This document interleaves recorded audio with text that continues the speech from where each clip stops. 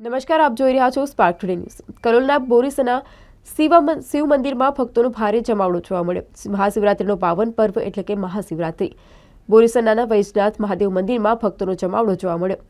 દેશભરમાં મહાશિવરાત્રિના પાવન પર્વની ઉજવણી થઈ રહી છે તો શિવ ભક્તોમાં અનેરો ઉત્સાહ જોવા મળી રહ્યો છે।